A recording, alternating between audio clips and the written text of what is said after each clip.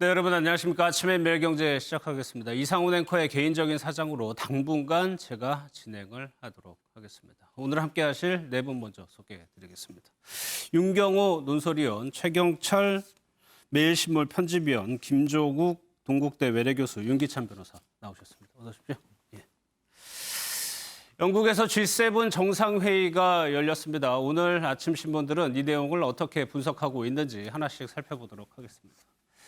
정상들이 이제 기념사진을 찍고 있는 사진이 맨 앞에 있었고요. G7 정상회의가 영국 코넬에서 열렸습니다. 성명이 발표가 됐는데 G7은요, 문제는 중국이다.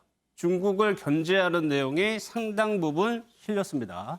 2035년까지 40조 달러, 그야말로 천문학적인 숫자입니다. 사경 4,660조 원을 풀어서 중국을 견제하겠다. 라고 해석을 했습니다. 중국이 1대1로에 맞서 저개발국을 지원하는 B3W 프로젝트에 합의를 했다는 내용입니다. B3W는 중국 1대1로에 맞서가지고 미국 중심으로 펴나가는 저개발 지원 계획을 얘기합니다. 대만 해협을 처음으로 명시했고 미국은 코로나 관련해서 중국 연구실 접근을 허용해야 한다. 코로나 중국 발언설에 대해서 아직까지 진위가 확인되지 않았다라는 점을 바이든 대통령은 다시 한번 강조를 했습니다. 다음 신문도 한번 보도록 하겠습니다. 역시 G7 성명의 내용인데요. 미국의 대북 외교를 환영하는 내용도 포함이 됐습니다. 북한의 WMD 탄도미사일 포기를 촉구하는 내용도 같이 실렸습니다. 한반도 완전한 비핵화를 촉구했고요. 도쿄올림픽의 안전한 개최를 지원하겠다. 문재인 대통령은 백신 2억 달러를 기부하겠다고 밝혔습니다. 이번에 초청이 돼서 영국에 갔었죠. 미국의 소리도 북한도 지원 대상이다라고 얘기를 했습니다. 다음 신문까지 같이 보도록 하겠습니다. 서울신문 2변인데요. K방역 인정받고 한반도 비핵화를 명시했다는 점을 주요 제목으로 뽑았습니다. 역시 미국 주도의 중국 견제는 우리에게 부담이 될 수 있다라는 해석을 달았는데 이 사진 한번 볼까요? 에어쇼가 현장에서 열렸는데 각국 정상과 영부인들이 에어쇼를 관람하고 놀라는 모습이 사진으로 담겼습니다. 문재인 대통령과 김정숙 여사도 에어쇼를 보고 있는 모습입니다. G7에서 높아진 국격을 확인했다. 하지만 커진 미중 갈등도 확인이 됐습니다. 윤경호 의원님, 글쎄요. 미국이 중국 이번 G7 정상회의에서 중국의 견제를 중국이 조금 깨림직하는 내용들이 다 들어가 있단 말이에요. 그렇습니다. 그렇다면 우리는 그 사이에 껴있는 상황에서 우리는 어떤 스탠스를 취해야 되느냐 고민이 좀 남겠습니다. 그렇습니다. 그러나 지난번 문재인 대통령이 워싱턴으로 날아가서 한미 정상회담을 할 때 네. 지금의 상황에서 지금의 국제정치 현안에서는 우리는 미국을 택한다고 표현하는 게 맞을 거예요. 예. 그런 모습을 이미 보였죠. 그리고 이번에 G7 정상회의에서도 초청받은 나라가 G7 국가 이외에는 쿼드라고 얘기되는 미국 주도의 아시아 태평양 국가 중에서 함께 참여하고 있는 호주, 인도 등등이 같이 하지 않았습니까? 예. 물론 남아공이 있긴 합니다만 거기에 우리가 같이 들어갔거든요.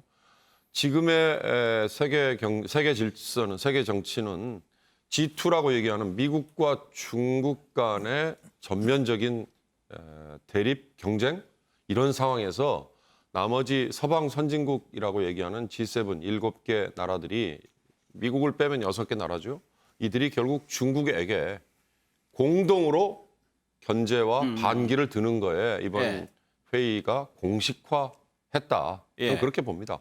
예. 그 공식화하는데 구체적인 수단이 개발도상국의 인프라 구축 사업에 G7이 같이 나서겠다 이런 예. 거고요.